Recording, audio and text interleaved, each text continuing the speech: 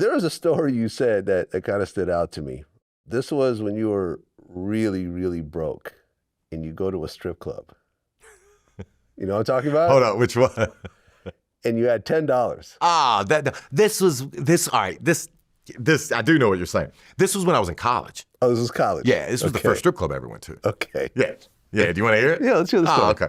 All right, so our big, trip that we would take every year for spring break, I never got a spring break when I was in college. We would always play in baseball because that was the first time that there was no snow on the ground or whatever. So we would always go down to Florida. So we go down to Florida, play for the week, and the night before we're getting ready to take the bus ride back home, a 25-hour trip, we go out to a strip club. Now, I was like 20 at the time. I had my first ever fake ID, go to a strip club. It worked. And I mean, this is before having mom's credit card. I had $11 to my name by the end of this night. But there was a dancer up at the rack, and I was gonna get one more in. So I go up, and I had a $10 bill and a $1 bill, and I sit down and just mesmerized. And she comes over, pulls the garter open, and I go to slide the dollar bill in there as I thought. And I put the $10 bill in. And once I got to the door and realized that was the $10 that I needed to eat on the way back, the 25-hour trip back home, then it hit me. Oh, she's a reasonable woman. Just go tell her the mistake you made. You asked for the money back. I went, well, not only did I ask for it back, I showed her the dollar I meant to give her and showed her on her leg while she was dancing where the 10 was, that one right there. And she pulled it out, wadded it up, and threw it in my face. Cussed you out. Pretty much told me, yeah, get the fuck out of here. Yeah. Yeah. And I learned a valuable lesson. And that's any money given to a stripper, it's theirs. Well, really, whether you meant to or not. Any money given to a woman is theirs. It's theirs. Any money that you make is theirs. It's theirs. Yeah, just sign it all off. Well, as you're trying to figure out your next move, you end up starting a YouTube channel.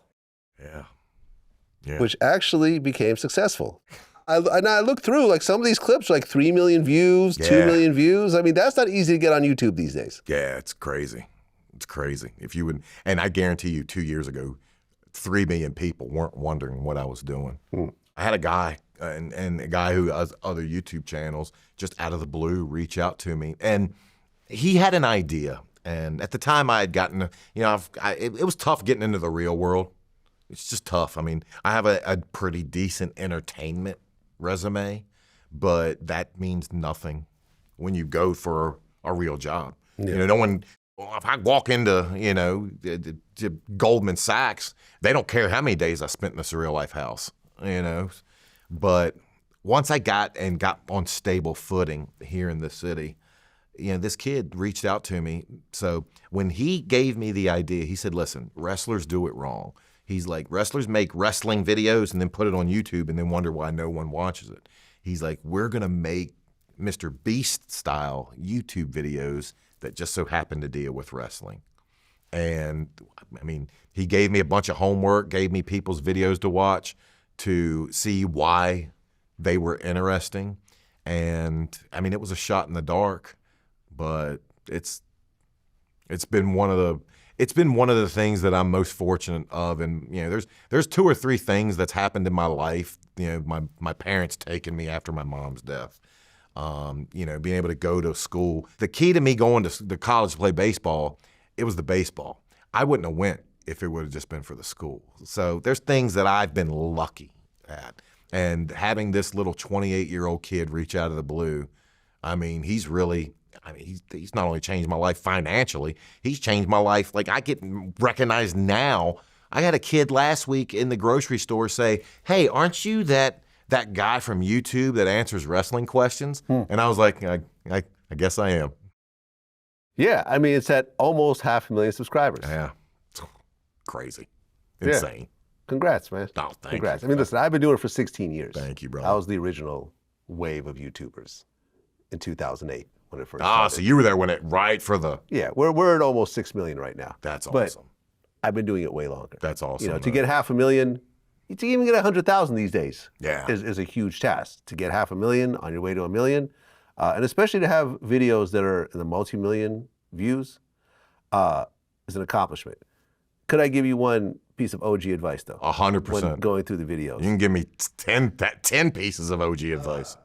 I know it's more exciting to make videos where you're using a bunch of B-roll and wrestling stuff and pictures and so forth. Yeah. That's going to eventually bite you at some point because it's copyright infringement. Oh, it's bit us so many times. I mean, you could say it's fair use and you could argue over this, We but get hammered every week. You're better off just creating all your own content. Yeah. And then having ownership of it all. And having ownership of it all and never having to worry about someone pulling it or suing you. And, we've had multiple lawsuits. Like, we're dealing with 2 lawsuits right now. So it's one of those things where I know it's not going to make them as entertaining. I know cutting to old fights, wrestling matches that you had makes it so much cooler.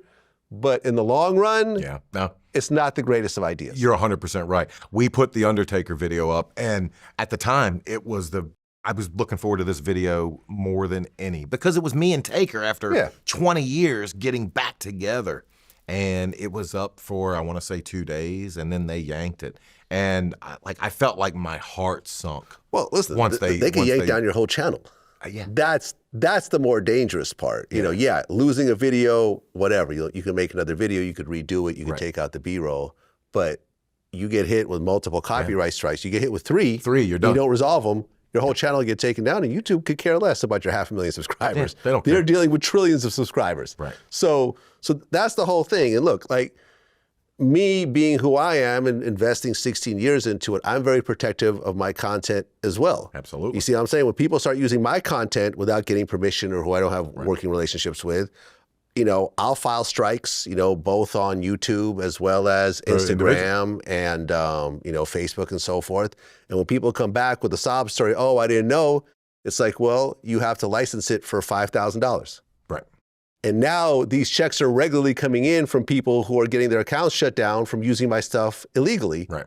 And I don't have any problems with that because the same thing is being done to me by other outlets. And at the end of the day, I don't spend millions of dollars creating content, so you could just put it up, on your on your social media where you're selling, your own products, and it's an actual business page, and you have millions of followers, and you're using my stuff like it's, public domain, which it isn't. You see what I'm saying? So it's as the Wild West of media starts to become more and more of a business in reality, people are going to be doing less and less of this because their life's work is going to get taken down. Yeah. Or they're going to get sued, or both. Yeah. So I'm just saying, that's my advice as you're working through this, because this is not 100%. A hustle for you. You're actually devoting your future into it. You don't want to treat it like it's a hustle. You want to treat it like a real business. Exactly. Yeah. And I fully admit I went into this knowing nothing. Yeah. So it's been a learning experience along the way, and it's definitely, there's been some lessons that have been more difficult to, and me and my partner, we go head to head because it's only me and him. We're 2-man operation, and there's a lot of times we'll do an interview or whatever, and I'll tell him, the interview is what the people want to see. They don't care to see the clips from 20 years ago. Yeah. Show the interview. Then that way we don't have to worry about it getting yanked. So. Exactly. Or you can license stuff legally, for example, there's a company called Lick.co, a company out of the UK where you could actually license major label music for like $20, $30 per clip. And then it becomes fully legal. Yep. So now you could really use the stuff legally with no have paperwork behind it. So when they come back and try to tag you, it's like, no, we have permission. Gotcha. So as this becomes bigger and as this becomes more profitable, and that's the thing, when you're small, nobody cares. Exactly. But the bigger you get, it's more of a spotlight, and you're going to get the attention of all the real content owners. Right. And they're going to want, listen, I know, I'm not going to say who it is, but one of the major Instagram pages in the hip hop space, they used some images that they weren't allowed to use. The image company came in and demanded a piece of their company. Right. A piece of the company. Yeah. These are the type of conversations that happen behind the scenes. Wow. I'm not going to put them on blast, but this is someone who I know very well. So, like I said, that's just my advice. Take it, leave it. This is your YouTube channel, but I've been doing this for 16 years, and I've gone through a lot of strikes. I've gone through lawsuits that I filed, that have been filed against me. And if you can avoid the problems, you're better off avoiding them. That's great advice, because so far, the worst days I've had in this channel has been when I'm really excited to put something out and it gets copywritten. Right. And it's for something stupid. Right. And but that'll never happen if it's all your stuff. All my stuff. If it's just you in front of the camera or you shooting your own footage. You're right. Well, that's what it is. Maven Huffman, man, quite a journey. You know, to come from a situation where no mom, no dad, you know, no one walked you into this business. No. You know, you got it from the mud. You started with a reality show. You had to break, you know, the stigma, you know, and actually make your way in the biggest wrestling league in the world, which is something that most wrestlers never even make it to at all. Right. You know, there's lots of guys right now in these backyard leagues and these regional, you know, areas that are hoping one day to even get a shot. You actually became a champion. You wrestled with the legends. And look, it always ends for everybody. You know, no one, you know, very few people get to ride off into the sunset the way they would like to. It always gets chosen for them instead of them making a choice. And, you know, you went through your trials and tribulations. You went through your, you know, your drug use and so forth. But luckily, you didn't have a 20-year prison term to go along with it. Yeah. Which, trust me, listen, I interviewed Michael Nunn, you know, 3-time world, you know, world champion boxer. Got caught in a drug deal after he was done boxing. Got 24 years. Wow. Ended up doing 16 and a half. Things could go very badly with just a few wrong decisions. Right. You know, you're used to a certain amount of money, you try to get that quick money, whatever else. Next thing you know, you're caught up in a case and you're in prison for over a decade. So ultimately, man, I think things worked out pretty well for you. I have no complaints. There's obviously things and regrets I have along the way, but we all have those. Every regret I have, it's been my decisions. I have no regrets, can I